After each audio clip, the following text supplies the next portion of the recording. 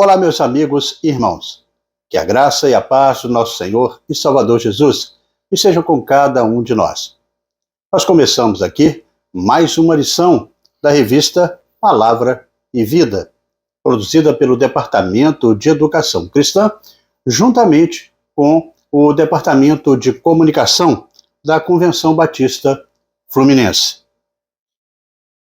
Esta revista, ela que foi escrita pelo pastor Eric Mendonça, com o título Atos da Igreja Primitiva, estudando Atos e os relatos da Igreja Primitiva. Mas antes de começarmos essa nossa lição importante, por sinal, que é a nossa segunda lição e que traz o título Lucas e Teófilo, eu te convido a se inscrever gratuitamente no nosso canal, no botão aqui embaixo, onde está escrito Inscreva-se. Curta, deixe o seu comentário e acione o sino das notificações, para que você possa receber as nossas lições no momento em que estivermos publicando aqui no nosso canal. Curte, compartilhe, repetindo, para que mais pessoas possam, juntamente com a gente, desfrutar na aprendizagem da Palavra de Deus. Toda semana nós estaremos aqui publicando uma nova lição para estudarmos juntos. A lição número 2, como eu disse, ela traz o título Lucas e Teófilo e tem o texto base no capítulo 1 do livro de Atos, e nós estaremos lendo os 2 primeiros versículos deste capítulo, Atos 1, no versículo 1 e 2. Nós estaremos lendo neste momento para a introdução desta lição. E o texto nos diz assim: Em meu livro anterior, Teófilo, escrevi a respeito de tudo o que Jesus começou a fazer e ensinar, até o dia em que foi elevado ao céu, depois de ter dado instruções por meio do Espírito Santo aos apóstolos que havia escolhido. Bem, irmãos, o objetivo deste nosso estudo de hoje, é de que ao final dessa lição nós possamos saber informações relevantes sobre o autor do livro de Lucas e também o livro de Atos, no caso, o próprio Lucas, e também sobre o destinatário, chamado aqui por Teófilo. Veremos que Lucas, ele reúne a história de Jesus e a história da igreja primitiva. Entendemos também como as boas novas começaram a se espalhar a ponto de abranger o mundo mediterrâneo daquela época, desde Jerusalém até Roma, como foi falado na nossa primeira lição, a lição da semana passada. Lucas, ele é identificado como o autor destes livros, do livro denominado Evangelho segundo Lucas e Atos dos Apóstolos. O evangelista, ele é reconhecido pelos comentaristas como um excelente historiador e uma pessoa muito observadora. Isso fica claro pelos detalhes que são sensíveis em seus escritos, e que esses escritos que nos foram apresentados, o que nos proporciona uma compreensão mais vívida dos eventos iniciais daquela igreja. Lucas é identificado como sendo um médico dedicado e também fiel seguidor de Jesus. Seus escritos são abrangentes e muito precisos e inegavelmente inspirados pelo Espírito Santo. Esse material, rico em detalhes, ele revela para quem lê o livro de Atos dos Apóstolos como se deu o início da igreja primitiva, como aconteceram as perseguições, e dá também um grande destaque para as missões aí de Paulo. O livro de Atos, com a sua visão única, abrange tanto judeus quanto gentios, enriquecendo aí a nossa compreensão histórica daquele período.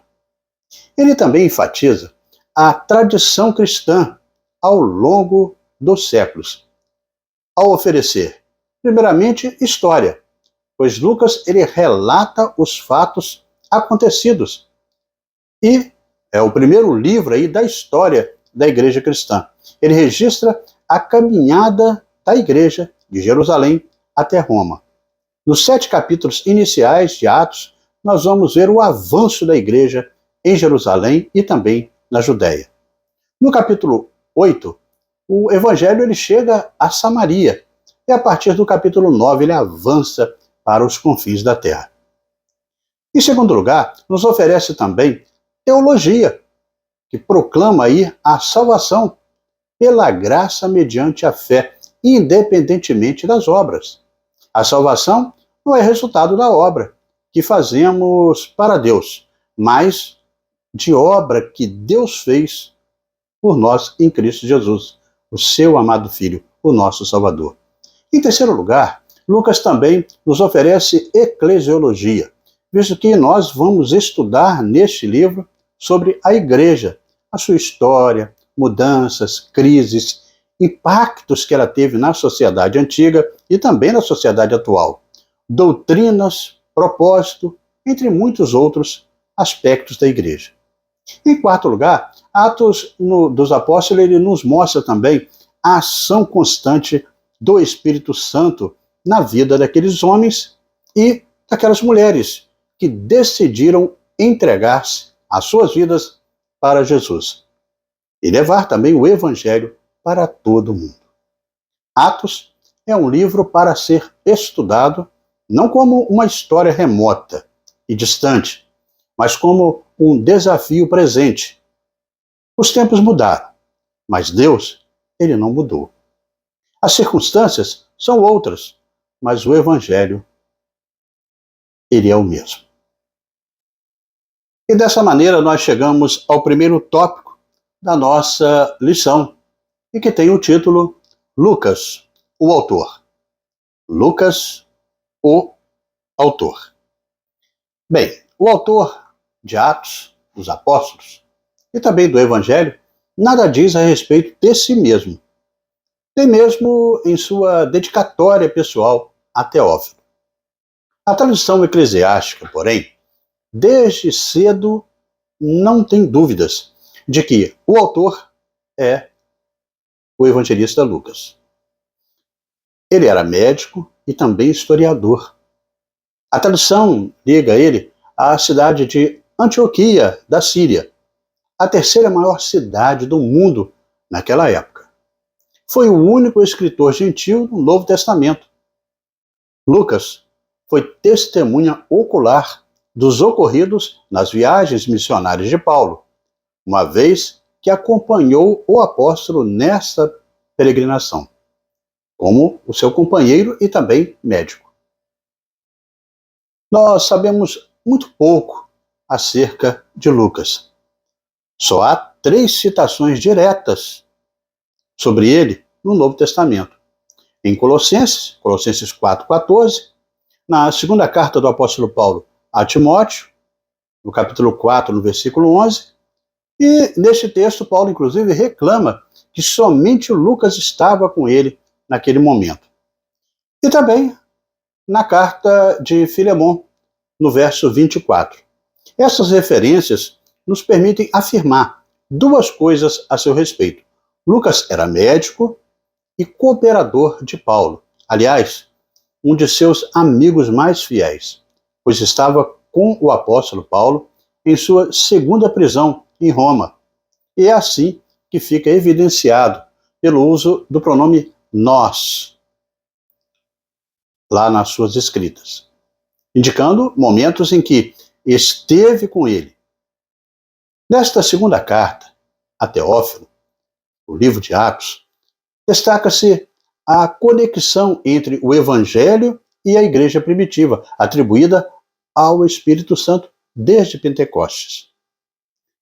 Essa ênfase pneumológica, ou seja, naquilo que se refere ao entendimento do Espírito Santo é central, diferenciando-se do Evangelho segundo Lucas. Embora limitadas as informações sobre Lucas, no Novo Testamento ressaltam sua importância, embora sejam menos detalhadas em comparação com outros autores, como alguns profetas, como Paulo, Pedro e João. Quanto ao seu nome,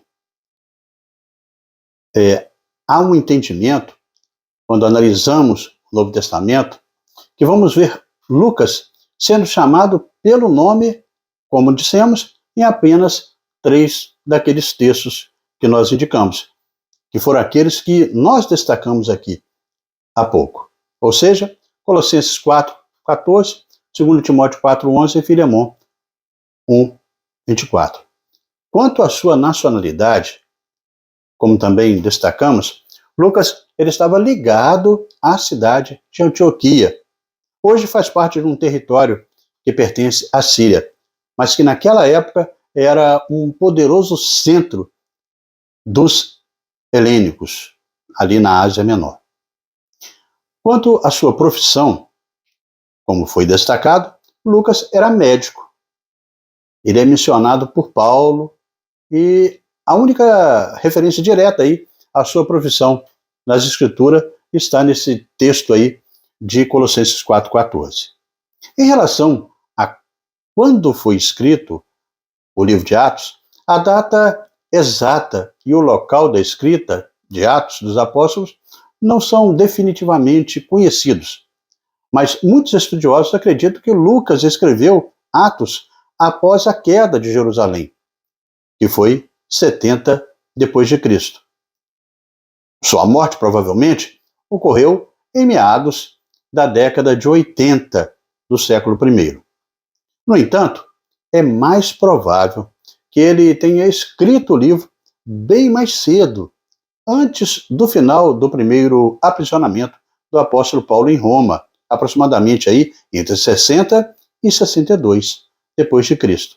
Essa data é a explicação mais natural para a conclusão abrupta de Atos, na qual se apresenta Paulo esperando pelo julgamento diante de César. E neste caminhar, irmãos, chegamos ao segundo tópico da nossa lição, e que tem o título Teologia Lucana. Teologia Lucana. Como já pontuamos, Atos é o segundo volume de um livro escrito por Lucas. O volume inicial, que é o Evangelho, que leva o seu nome, trata do que Jesus começou a fazer e também a ensinar. Neste segundo volume, que foi denominado como Atos dos Apóstolos, relata o que Jesus continuou a fazer e a ensinar por intermédio dos apóstolos e sobre o poder do Espírito Santo. Dessa forma, Lucas ele é inspirado pelo Espírito Santo. Tinha um claro propósito teológico em Atos dos Apóstolos. O conteúdo teológico que nós encontramos neste livro tem a presença marcante de Pedro e também de Paulo como seus principais personagens. É pela pregação apostólica desses homens aí, que foram escolhidos por Deus, que a fé cristã ela saiu de Jerusalém para alcançar o mundo. Vemos em Pedro porque ele foi um dos discípulos de confiança de Jesus, foi o primeiro a declarar Cristo como Filho do Deus vivo e recebeu de Jesus mais atenção, talvez, que os demais. Ele pregou os primeiros sermões da igreja, que foram o cartão de visita teológico da nova comunidade, a comunidade cristã. Já em Paulo, nós encontramos o apóstolo escolhido por Deus para pregar para aqueles que não eram judeus. Paulo foi aquele que mais enfatizou a teologia do Novo Testamento nos seus testemunhos, inclusive através daquilo que ele está aí narrando aí em Atos e também em suas cartas, que foram referências expostas, né, para a igreja, para aquelas igrejas. Dessa maneira, Lucas ele buscava oferecer um relato ordenado e confiável dos eventos após a ascensão de Jesus, enfatizando a continuidade da obra redentora através dos apóstolos no poder do Espírito Santo. Assim, a obra é tanto missiológica, visto que a grande comissão de Jesus não foi dada aos líderes religiosos de Israel, tampouco aos membros do Sinédrio, lá de Jerusalém. A ordem missionária foi dada aos discípulos. No momento em que houve a ascensão de Jesus, os discípulos, com ele reunidos, representavam ali a igreja que nascia. Dessa vocação para a missão no mundo. E Atos ele retrata o estudo desta missão. Essa obra de Atos dos Apóstolos também é pneumatológica, visto que é o discernimento do Espírito Santo agindo na vida daqueles homens, sendo usados por Deus na sua vocação e iluminados também pelo Espírito Santo para essa obra. A visão de Lucas sobre Jesus, a sua igreja e sua comunidade fortalece a fé cristã, proporcionando uma base sólida para a história do cristianismo e também as suas teologias. Ele retrata Jesus como o Salvador acessível a todas as pessoas, independentemente da sua posição social, do seu gênero ou origem étnica, porque a salvação é para todos que crerem no Filho de Deus e aceitam o seu chamado. Exemplos disso são as parábolas do bom samaritano, a visita de Jesus à casa de Zaqueu, que refletem aí esta ênfase do Evangelho para todos. Ele veio para todos aqueles que estão dispostos a recebê-lo. Lucas revela o seu propósito em Lucas 1, do versículo 3 até o versículo 4, declarando que investigou tudo aquilo cuidadosamente desde o início para que Teófilo ele conhecesse com certeza as coisas que havia aprendido. No Evangelho segundo Lucas, ele expressa o seu propósito.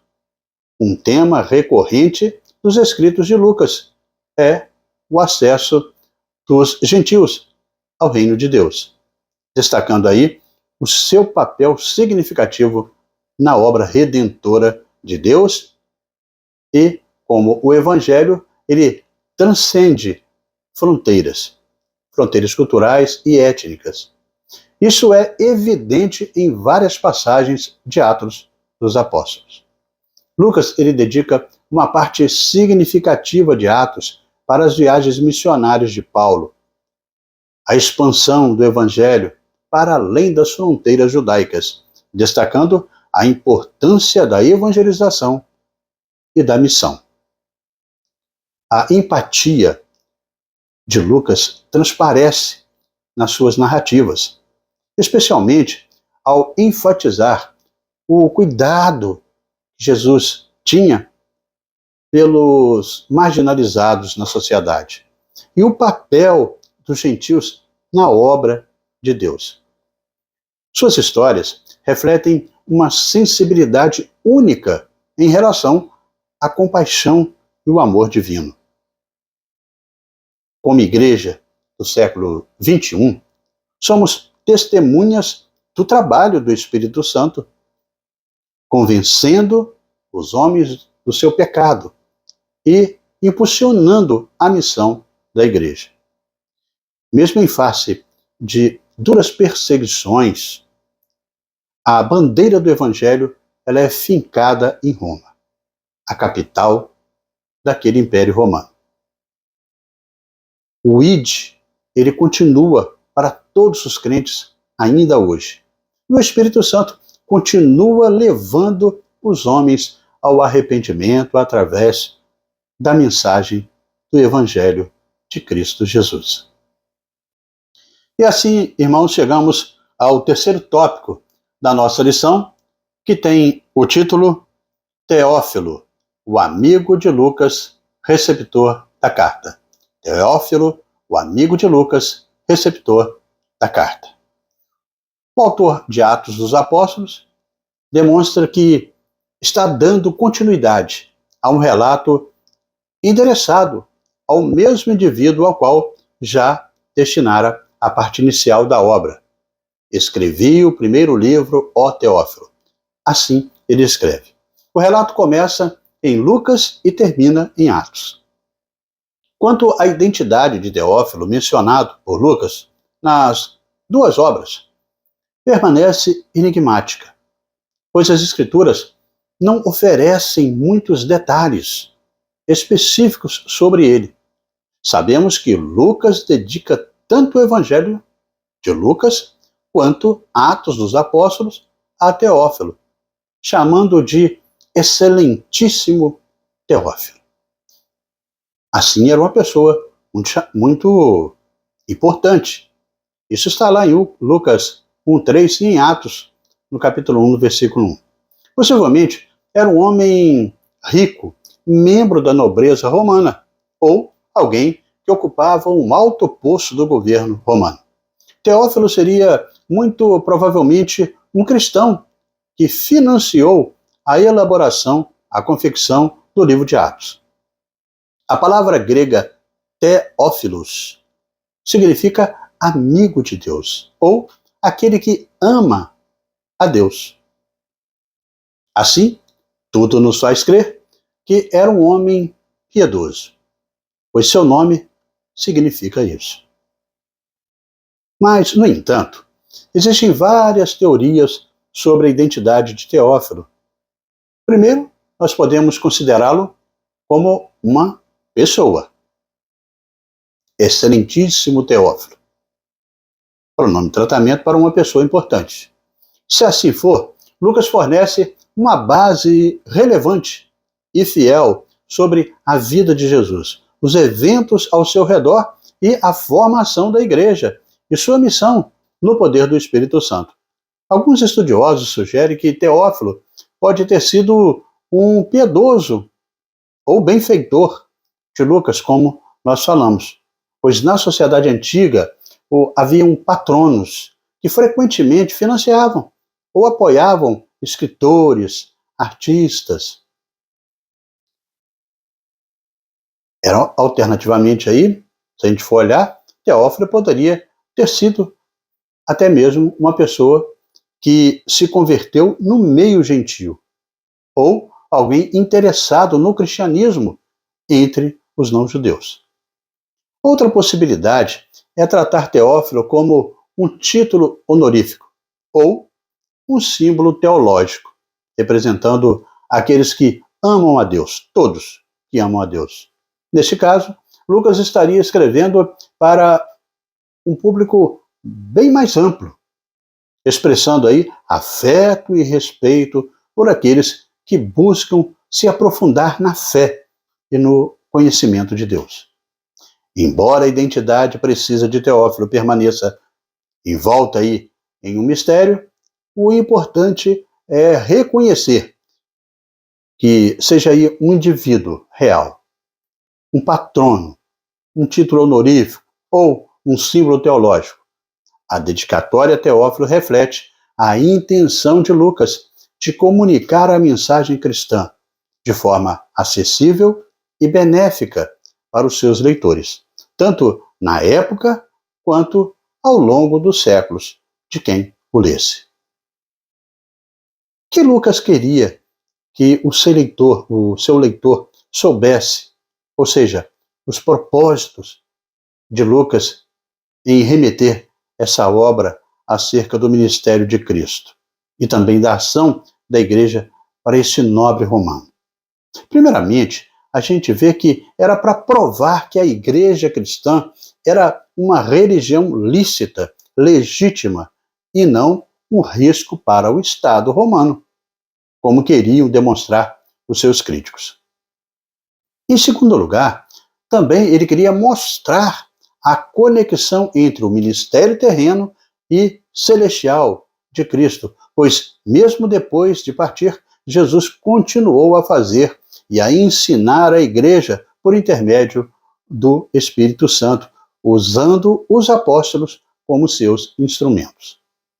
Em terceiro lugar, Lucas queria também oferecer um esboço do espantoso crescimento da igreja cristã, que começou com 120 judeus em Jerusalém e termina como uma multidão inumerável por todo o restante do Império Romano, chegando inclusive até a capital, Roma.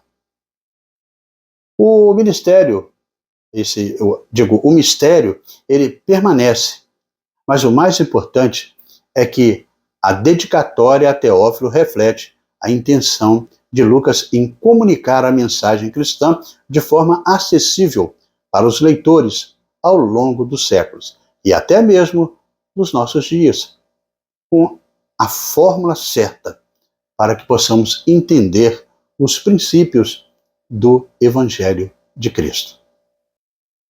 E assim, amigos e irmãos, chegamos à conclusão desta segunda lição deste trimestre. William MacDonald, ele ressalta, com razão, que o livro de Atos é a única história da igreja inspirada. É também o primeiro livro da história da igreja apostólica. Atos não é apenas uma ponte que liga a vida de Cristo com o Cristo vivo, ensinado nas epístolas. É também um elo de transição entre o judaísmo e o cristianismo, entre a lei e a graça. Lucas se destaca não apenas como um médico e discípulo fiel, mas também como um escritor habilidoso e um historiador meticuloso.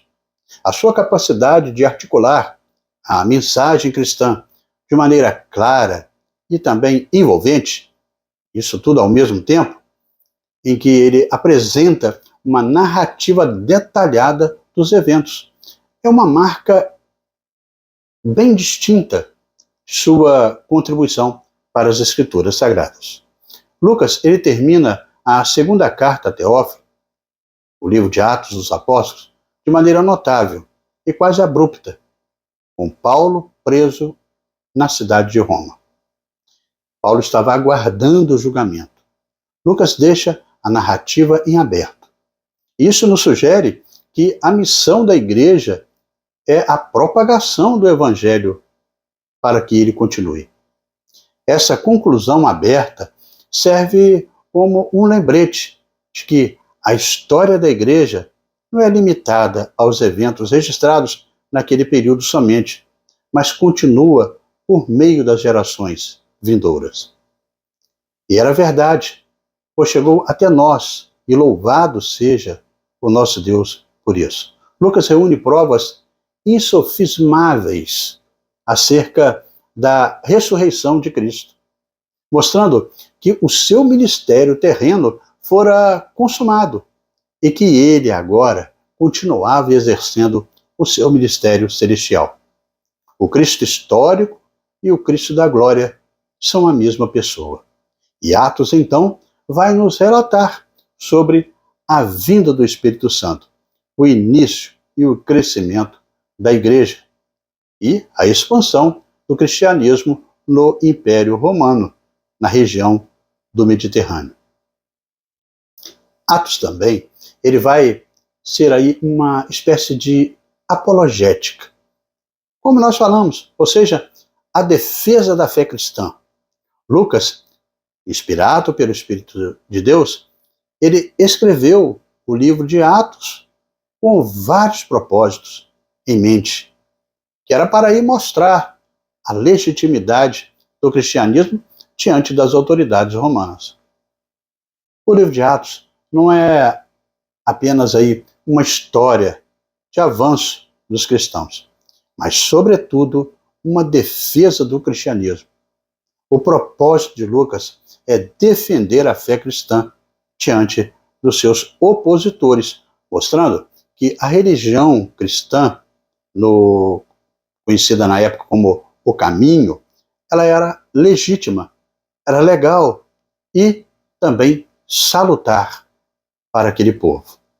Ao longo do livro, Lucas ele reúne vários relatos nos quais as autoridades romanas reconhecem que não tem nenhuma acusação formal contra os cristãos. Como um diplomata, Lucas ele reuniu provas para mostrar que o cristianismo era inofensivo, porque alguns oficiais romanos, inclusive, chegaram a adotá-lo pessoalmente. Era inocente o cristianismo, porque os juízes romanos eles não conseguiram encontrar nenhuma base para condená-lo. E também o cristianismo era legal, pois ele era o cumprimento verdadeiro da lei judaica. Era um claro propósito de Lucas recomendar aí o cristianismo ao governo romano. Veremos também, a partir das próximas lições, que o cristianismo surge em um momento muito extraordinário na vida do povo judeu que não entende, na realidade, quem era o Messias prometido, o Deus que estava presente junto a eles. E dessa maneira, amigos e irmãos, chegamos ao nosso momento para pensar e agir, com 3 reflexões propostas pelo pastor Eric Mendonça. A primeira é que Lucas esteve com a sua vida pronta para servir a Deus e escrever aquilo que foi revelado pelo Senhor. E aqui vai uma indagação. E nós? Nós estamos prontos para servir ao Senhor com aquilo que temos de melhor? A segunda reflexão é que o olhar de Lucas para os eventos que outros evangelistas também relataram são cercados de detalhes que demonstram aí a sensibilidade de Lucas nessa questão. E a questão agora é a seguinte: nós, quão detalhistas somos para experiências diárias que Deus permite para que nós vivamos com Ele? A terceira e última reflexão nos mostra a certa maravilhosa aí, essa carta de Lucas, muito maravilhosa, que ele escreveu a Teófilo, que mudou a forma do seu amigo enxergar a Cristo Jesus. A indagação para nós hoje é: já pensamos em escrever uma carta, um e-mail ou um recado através do WhatsApp para alguém que nós amamos? Vamos contar essa experiência com Jesus e como nos importa, né? Nós importamos com aquela pessoa para testemunhar a compaixão e a graça de Cristo. E nessa lição nós aprendemos que o propósito da ação do Espírito Santo na vida de Lucas e da igreja em Atos é realmente a finalidade de capacitá-lo para a proclamação do Evangelho em continuidade ao ministério aí de Jesus. Veremos que esse modo de viver serve também de modelo para a igreja nos dias atuais. Assim como no início da igreja, os crentes atuais precisam buscar o Espírito Santo e para realizar a obra de Deus para alcançar uma vida cristã vitoriosa, de acordo com a vontade do Pai.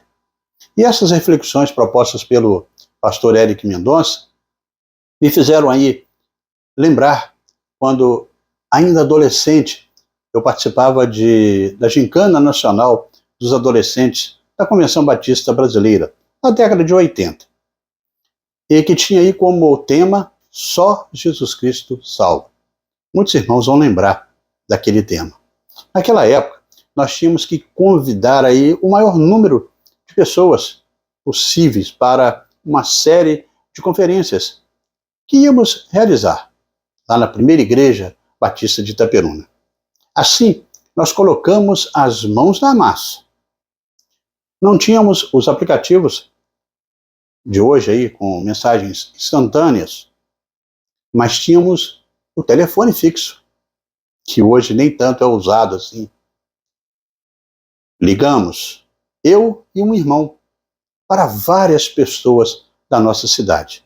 E convidamos para que aquelas pessoas, para aquelas noites especiais, em que a palavra de Deus seria anunciada.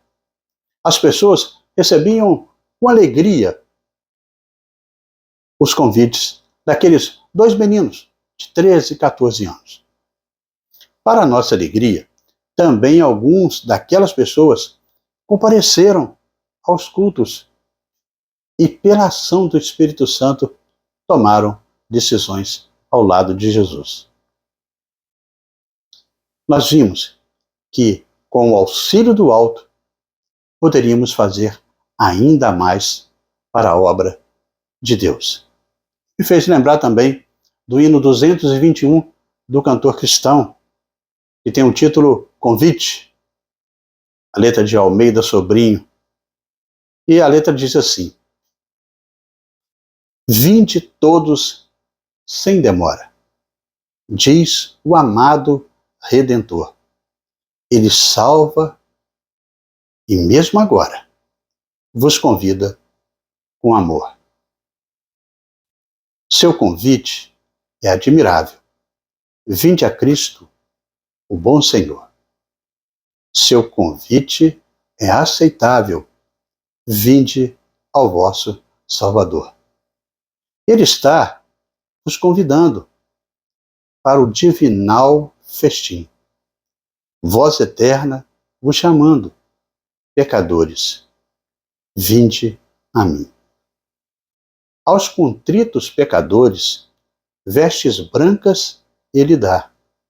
Aflições, tristeza, dores, lá no céu não haverá. Lindo hino, né?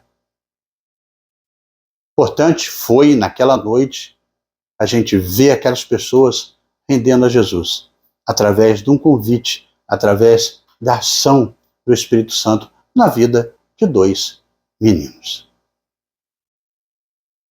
E assim, amigos e irmãos, nós terminamos mais uma lição da revista Palavra e Vida. Mas antes de você sair aí, eu convido você a se inscrever no nosso canal. Isso é muito importante para nós. Não esqueça, aí embaixo, no botãozinho, inscreva-se. Curta, deixe o seu comentário e também não esqueça de acionar o sininho das notificações e compartilhe para que mais pessoas também possam desfrutar do conteúdo para a edificação de cada um na aprendizagem da Palavra de Deus. Na próxima semana, nós estaremos estudando a lição de número 3, com o título A Ascensão de Jesus. A Ascensão de Jesus. Estaremos publicando aqui esta nova lição, se Deus assim nos permitir. Amém?